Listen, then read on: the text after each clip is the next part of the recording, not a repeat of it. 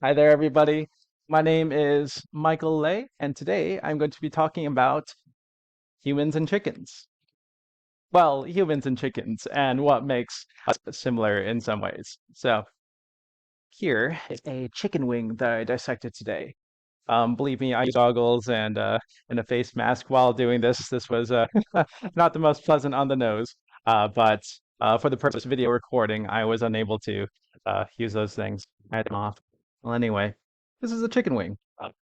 This is a chicken's arm, just ours. It has a humerus, which I'm holding, and then considering this is the chicken's right wing, yeah, if I hold it this way. So the one closest to me would be the ulna down here, and then the bone just lateral to that, where I'm pointing the other side is the radius. So it comprises the bones of the synovial joint or a synovial joint, in this case, the elbow joint or the chicken's elbow joint rather. So let's have another look at this, shall we? All right, so right here is the chicken wing. Alrighty. Yep. So right here is the chicken wing. And this here itself is a joint.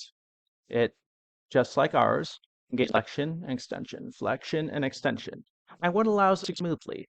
It's a synovial joint, which is very important. Synovial joints are where smooth articulations or articulation of bones rather occurs. So this would be the articular capsule right here, where ah right. Okay, lower right here. This is the articular capsule. Within it are the bones. And just outside the bones, there you go. You might be able to see it, is the articular cartilage. Just outside of the articular cartilage that surrounds the bones is the synovial fluid, and all within this is synovial membrane. And this, of course, like I said, encapsulates or it comprises the articular capsule. So let's talk a little about each of these things, right? Why are they so important? Articular and smooth. You see this? This is smooth. This would be a little bit more rigid. Ow. And what happened? This is a little bit more rigid, right? It'll hurt a little bit. And that leads me to a clinical application of everything that we've learned. So let's talk about rheumatoid arthritis a little bit. Rheumatoid arthritis is an inflammatory condition that is autoimmune. It can be genetic, which in my family, I believe it is. My mother had it, my mom had it, and I myself, out of school basketball, might actually have it.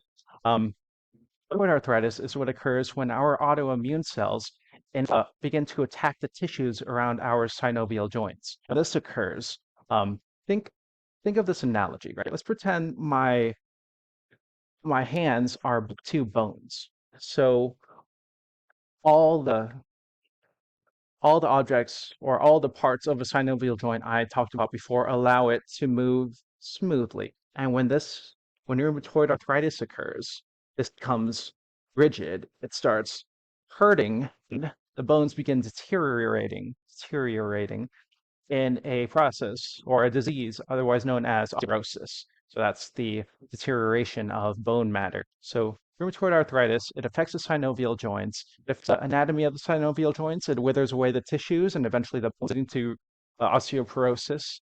And it's a very bad, potentially, or maybe heritable disease that actually I might have. Uh, but ending on a good note, I hope that everyone has a lovely day and that you enjoyed my presentation and hope you had as much fun watching it as I had dissecting this chicken wing. Make sure you look below and subscribe to my channel if you like what you see. Alrighty, again, this is Michael A. signing out. Take care now.